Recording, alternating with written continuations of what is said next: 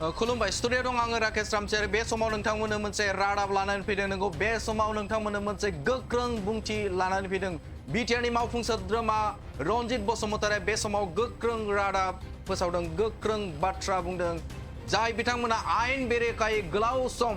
आयेन बेरेखायै हा दखल खालामनानै साहा बागान बानायदों बे साहा बागान खालामनाय बिथांमोना सांग्रां जादों मानोना बावैसो सिगांनि उनावनो बा बिटिआर सरकारनिफ्राय 100% एफेक्सन खालामगोन होननानै बे समाव बिटिआरनि मावफुं सोद्रोमा रनजित बसुमतारी बिथाङा फोरमायदों सिगांनि समाव 17 बोसोर जाय बिथांमोना बे हाखौ दखल खालामनानै साहा बागान बानायदों नाथाय साहा बागाननिफ्राय थाइसेबो रां साहा बागाननिफ्राय थाइसेबो रेभिनिउ होआखै बिटिआर सरकारनो थामहिनबा बिटिसि सरकारनो होआखै होननानै बिथाङा गोख्रों रावजों अजद दैखांदों बे समाव बिटिआर सरकारनिफ्राय 100% एफेक्सन खालामगोन होननानै बे समाव बिटिआरनि मावफुं सोद्रोमा रनजित बसुमतारीया फोरमायदों बे समाव बिटिआरआव एफेक्सन खालामगोनखौ बा खालामगोनाबो बिटिआर सरकारनिफ्राय 100% एफेक्सन खालामनायनि जाथारगोनखौ बुंदों बिटिआरनि मावफुं सोद्रोमा रनजित बसुमतारीया 100% बिटिआर सरकारनिफ्राय 100% एफेक्सन खालामगोन होननानै बिथां रनजित बसुमतारीया गोख्रों रावजों खौरांगिरिनि सिगाङाव बिथाङा फोरमायदों जे 100% जेरैखि जाया बिटिआरनि जाय बिथांमोना आयेन बेरेखायै जाय बिथांमोना बिटिआर सरकारनो रेभिनिउ होआखै जाय बिथांमोना बे रेभिनिउ होयिफोरखौ आयेन बेरेखा साहा बागान खालामग्रा बे साहा बागान खालामग्राया सांग्रां जानाया गोनांथि मानोना बे समाव बिटिआर हाग्रा बिफाननिफ्राय हाग्रा आरो हा बिफाननि मावफुं सोद्रोमा बे हा आरो हाग्रा बिफाननि मावफुं सोद्रोमाया गोख्रों रावजों बुंदों दे 100% जेरैखि जाया बे साहा बागानाव आयेन बेरेखायै थानाय जाय बिथांमोना रेभिनिउबो होआखै दा बिथांमोनखौ जेरैखि जाया एफेक्सन खालामगोन होननानै बे समाव रनजित बसुमतारीया बुंदों लोगोसे हाग्रा बिफानाव 400 खालि जानानै थानाय साख्रि थिसनथाय खामानिखौ फोसावनाय जासिगोनखौ फोरमायो मावफुं सोद्रोमा रनजित बसुमतारीया बे बर' हारिनि थाखाय आरो बर' हालामनि बा लाइमोनफोरनि थाखाय मोनसे गोजोनथाव खौरांबो बिथाङा फोरमायदों जे बावैसो समनि उनावनो 400 जे लांदां जाना थानाय जे मासि बे मासियाव साख्रि थिसनथाय होगोनबो होननानै बिटिआरनि मावफुं सोद्रोमा रनजित बसुमतारीया बे समाव खौरांगिरिनि सिगाङाव फोरमायदों थारैनो जाय बिथांमोना बै समाव जाय बिथांमोना साहा बागान बानायदों आयेन बेरेखायै साहा बागान बानायदों आरो साहा बागान बानायनानै बिथांमोना थांनाय 17 बोसोराव जेबो होआखै जेबो रेभिनिउ सरकारनो होआखै बे सरकार होयिखौ लानानै बिथाङा गोख्रों रावजों सोंखारिदों आरो बेखौ बिटिआर सरकारनिफ्राय 100% जेरैखि जाया 100% एफेक्सन खालामगोन होननानै बे समाव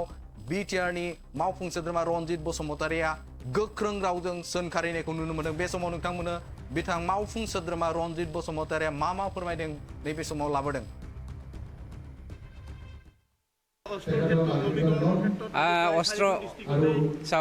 অস্ত্রটো বহুত কম চাগে তাহানি আন্দোলন অস্ত্ৰ আন্দোলনটো বেছি হোৱাৰ কাৰণে আমাৰ ৰেঞ্জবোৰত তেনেকৈ বা ডিভিজনবোৰত এনেকৈ অস্ত্ৰ দিয়া নাছিলে অসম গভৰ্ণমেণ্টে ইয়াৰ ওপৰত নজৰ ৰাখি আছে আৰু চাওক কথাটো হ'ল আমাৰ এতিয়াও বহুত কিছুমান মানুহৰ কাৰণে চেনচিটিভ আমি হেৰি হিচাপে ভাবিব লগা হয় এনেতো শান্তি আমি প্ৰতিষ্ঠা কৰিব পাৰিছোঁ কিন্তু মানুহৰ হৃদয়ত এই শান্তিটো সোমাব পাৰিছেনে পৰা নাই কোনোবা মানুহ ইয়াক লৈ পেলাই পলিটিক্স কৰি থাকিব বিচাৰে যাৰ ফলত আমিও কেতিয়াবা মানে চিন্তা হ'ব লগা কি কাৰণত আমাৰ এই অঞ্চলৰ মানুহবিলাকে এনেকৈ মানে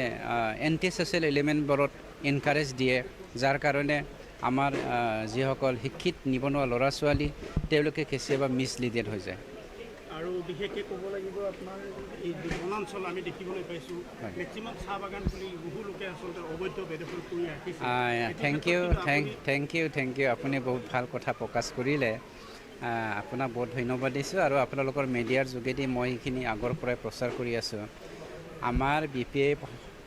চৰকাৰৰ সময়ত 17 বছৰত প্ৰায় 20,000 হেক্টৰ মাটি ইনক্ৰছ কৰি পেলাই তেওঁলোকে চাহ বাগান বনাইছে আজিলৈকে এটকাও চাৰিনাও আপোনাৰ মোৰ কাম কৰিবৰ কাৰণে তেওঁলোকে ৰেভিনিউ দিয়া নাই, যাৰ কাৰণে আমি এইবাৰ একশ্যন ল'ব বিচাৰিছে আগৰ BPF চৰকাৰে, আৰু তেওঁলোকে মেক্সিমামলি ইনভলভ আছে। 2 নম্বৰত আমাৰ যিসকল পুৰণি ব্ৰিটিছৰ দিনৰ চাহ বাগান আছে, তেওঁলোকেও ক'ৰবা 150 বিঘা, ক'ৰবা 200 বিঘা, ক'ৰবা 300-400 বিঘা ইনক্ৰ'চ কৰিছে। সেইবোৰ আমি কেনেকৈ আমাৰ আওতাত আনি পেলাই ৰেভিনিউ আমি হেৰি কৰিব পাৰোঁ, সেইটোৱে আমি চিন্তা চৰ্চা কৰি আছোঁ। আপোনালোকৰ সহায় লাগিব। উচ্ছেদটো চিয়'ৰ 100%। ইয়াত কম্প্ৰমাইজ কৰা নহ'ব, উচ্ছেদ হ'বই, নাই হ'বই। এই অলপমান পানীত বৰ ৰিজৰ্টৰ ওপৰত আমাৰ নাকি লগাবলৈ এতিয়া আমি অলৰেডি ECত পাছ কৰিলোঁ। ছিষ্টেমেটিকেলি আমাৰ যাব লাগিব। কোনোবাই ইচ্ছাকৃতভাৱে চৰকাৰী মাটিটো দখল কৰি পেলাই, ফৰেষ্টৰ মাটিটো দখল কৰি পেলাই তাহানিৰ দিনৰ নিচিনা মানে আন্ধা কানুন 17 বছৰ BPF চলোৱা নিচিনা আমাৰ দিনত দিয়া নহ'ব। কিন্তু যিবিলাক আচলতে বনাঞ্চলত বহাব নোৱাৰে, কেঁচাৰ বহাব নোৱাৰে, তেনেকুৱা অঞ্চল কিন্তু ইয়াতে নাই, বনা অঞ্চলত দিয়া হোৱা নাই। আমাৰ এজ পাৰ দ্য নৰ্মছ যেনেকৈ দিব নাপায়, যিবিলাক আমি দিয়া হৈছে সেইটো আমাৰ নদী, মানে সকলো নদীটোৱে ফৰেষ্ট এৰিয়া, কিন্তু ৰিজাৰ্ভ এৰিয়াত আমি নিদিয়ে। ৰিজাৰ্ভ এৰিয়াত নাই, যি ক'ৰবাত যদি আছে সেইটো আপোনালোকে আমাক দেখুৱাই দিয়ক, তাৰ ওপৰত একশ্যন লোৱা হ'ব। কিন্তু আজিলৈকে অফিচাৰবিলাকে মোক সেইখিনি বনা অঞ্চল বুলি মোক কোৱা নাই।